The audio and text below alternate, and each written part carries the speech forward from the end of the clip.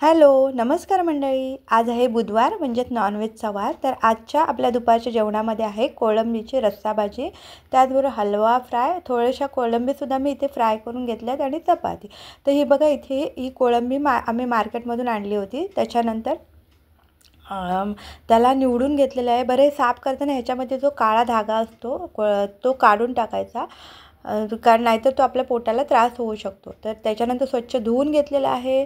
आता इथे गॅसवरती मी कढई तापायला ठेवले, त्याच्यामध्ये तेल घातले. आता कोळंबीसाठी इथे मी एक कांदा आणि एक टॉमॅटो घेतले. बरं, यातली थोडीशी कोळंबी मी फ्राय केली होती, त्याच्यामुळे जेव्हा ग्रेव्ही केली त्याची क्वांटिटी कमी होती, त्याच्यामुळे एकच कांदा घेतला आणि मी एकच टॉमॅटो घेतला. आता कांदा तेलामध्ये फ्राय करायला टाकला आहे. त्याच्यानंतर त्याच्यामध्ये 4-5 पाकळ्या लसूण टाकलेलं आहे ठेचून, ते सुद्धा याच्यामध्ये चांगलं फ्राय होऊन जाईल. त्याच्यानंतर टॉमॅटो घातला.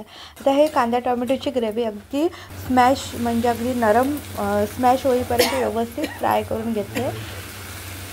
त्याच्यानंतर याच्यामध्ये मी झाकण ठेवून मी चांगलं ते कांदा टोमॅटोची ग्रेव्ही अगदी नरम होईपर्यंत स्मॅश करून घेतले. त्याच्यानंतर याच्यामध्ये मी हळद घातले, लाल तिखट घातले, गरम मसाला घातला आणि मीठ घातला. ते सगळे मसाले याच्यामध्ये एकत्र चांगले मिक्स करून घ्यायचे. त्याच्यानंतर त्याच्यावर झाकण ठेवून तो मसाला पूर्ण चांगला व्यवस्थित शिजवून घ्यायचा आणि त्याच्यानंतर, कारण त्याच्यामुळे त्या ग्रेव्हीला खूप छान अशी चव येते. त्याच्यानंतर त्याच्यामध्ये मी ही धुतलेली कोळंबी घातलेली आहे.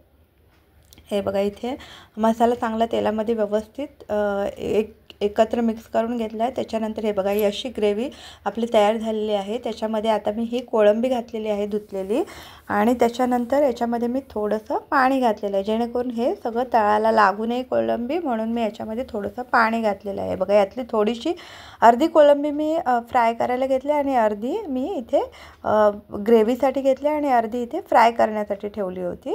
तर त्याच्यामध्ये आता खाली तळाला लागू नये कढईला, म्हणून ग्रेव्ही लागू नये म्हणून याच्यामध्ये मी थोडं पाणी घातलेलं आहे आणि त्याच्यावरती ताटामध्ये पाणी ठेवलं झाकण, याच्यावरती एक ताट ठेवलं झाकण आणि त्याच्यावरती पाणी ठेवलं, जेणेकरून ते वाफेने एक कोळंबी छान शिजते आणि त्याच्यानंतर एक 10 मिनटं शिजायला लागतात. त्याच्यानंतर हे बघा, आपली कोळंबी जवळजवळ शिजलेलं आहे. तर आता याच्यामध्ये मी कोकम घातलेला आहे, कारण फिशला एक वेगळा वास असतो, तो जाण्यासाठी याच्यामध्ये कोकम, लिंबू नाहीतर चिंच तरी घालायची, पण आम्ही कोकणातले असल्यामुळे आमच्याकडे मोस्टली कोकमच वापरलं जातं. त्याच्यानंतर आपली भाजी शिजलेली आहे, त्याच्यामध्ये मी कोथिंबीर घातली आहे आणि थोडीशी ओलसर ठेवली होती मी, कारण मला ही चपातीबरोबर खायची होती, त्याच्यामुळे मी थोडं सुक्की अगदी केली नव्हती. बघा, अशी ग्रेव्ही आपली तयार झालेली आहे. चवीला खूप छान लागते ही कांदा टोमॅटोच्या ग्रेव्हीमधली कोळंबी. हे बघा, इथे मी माझं जेवणाचं ताट वाढून घेतले. इथे मी हे दुपारचं माझं जेवण आहे. कोळंबी घेतले, त्याच्यामध्ये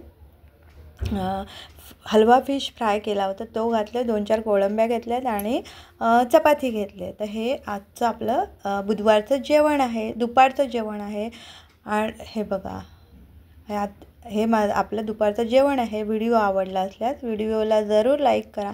त्याचबरोबर कांदा आणि टोमॅटोसुद्धा घेतला आहे. व्हिडिओ आवडला असल्यास व्हिडिओला लाईक करा, चॅनलला सबस्क्राईब करा. थँक्यू.